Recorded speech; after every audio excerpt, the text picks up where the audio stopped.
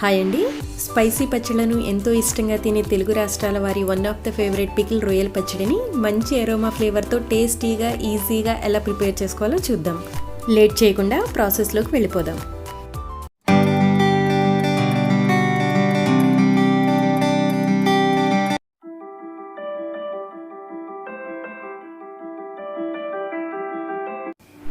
ఇక్కడ నేను 1 kg రొయ్యలు కొని షెల్స్ అని రిమూవ్ చేసి క్లీన్ చేసుకున్నాక వెయిట్ అరౌండ్ 500 grams వచ్చాయండి. ఈ 500 grams రొయ్యలకి ఎగ్జాక్ట్ మెజర్మెంట్స్ వచ్చేసి 2 టేబుల్ స్పూన్ల సాల్ట్, 4 టేబుల్ స్పూన్ల కారం, 2 టేబుల్ స్పూన్ల జింజర్ గార్లిక్ పేస్ట్, 2 నిమ్మకాయలు, కొద్దిగా తరిగి పెట్టుకున్న కొత్తిమీర, 2 రెమ్మల కరివేపాకు, గరం మసాలా స్పైసెస్.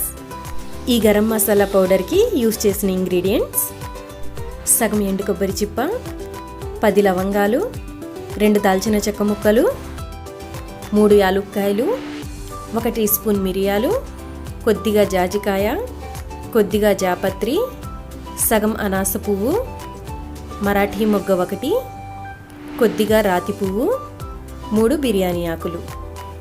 ఇప్పుడు ఒక మిక్సీ జార్ తీసుకొని అందులో కట్ చేసుకున్న ఎండు కొబ్బరి అలాగే బిర్యానీ స్పైసెస్ అన్నిటినీ యాడ్ చేసి మిక్సీ చేసుకొని పక్కన పెట్టుకోవాలి. ఇప్పుడు స్టవ్ ఆన్ చేసి ప్యాన్ పెట్టుకొని అందులో 200 grams ఆయిల్ వేసి హీట్ చేసుకోవాలి. ఆయిల్ హీట్ అయ్యాక అందులో మనం వాష్ చేసి పెట్టుకున్న ప్రాన్స్ని యాడ్ చేసుకోవాలి. చూడండి, ప్రాన్స్ నుండి వాటర్ ఎలా రిలీజ్ అయిందో. ఇప్పుడు వాటర్ మొత్తం ఎవాపరేట్ అయ్యి ఆయిల్ ఒక్కటే మిగిలేదాకా మధ్య మధ్యలో తిప్పుతూ ఫ్రై చేసుకోవాలి.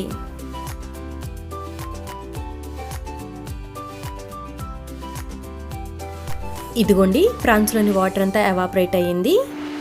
ఇప్పుడు ఇందులో 2 టేబుల్ స్పూన్ల జింజర్ గార్లిక్ పేస్ట్ని యాడ్ చేసి పచ్చివాసన పోయి మంచి ఫ్లేవర్ వచ్చేదాకా తిప్పుతూ ఫ్రై చేసుకోవాలి. ఇదిగోండి, ఇది బాగా ఫ్రై అయింది. ఇప్పుడు ఇందులో కరివేపాకు అలాగే కొత్తిమీరను కూడా యాడ్ చేసి బాగా కలుపుకొని 2 minutes పాటు ఫ్రై చేసుకోవాలి. 2 minutes అయిందండి. ఇప్పుడు ఇందులో 4 టేబుల్ స్పూన్ల కారం, 2 టేబుల్ స్పూన్ల సాల్ట్ వేసి అంతా మిక్స్ అయ్యేలాగా ఒకసారి బాగా కలుపుకోవాలి. ఇప్పుడు మనం మిక్సీ చేసి పెట్టుకున్న గరం మసాలా పౌడర్ని యాడ్ చేసి అంతా మిక్స్ అయ్యేలాగా తిప్పుతూ ఇంకో 2 minutes పాటు ఫ్రై చేసుకొని స్టవ్ ఆఫ్ చేసుకోవాలి.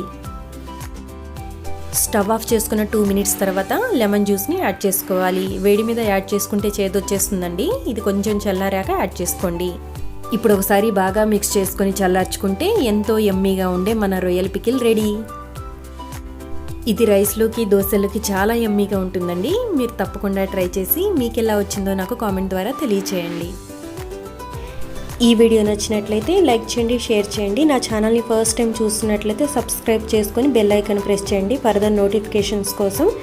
నేను చేసే రెసిపీస్తో పాటు మీకు నచ్చిన రెసిపీ నేను చేసి చూపించాలంటే కామెంట్ సెక్షన్లో పెట్టండి, తప్పకుండా చేసి చూపిస్తాను.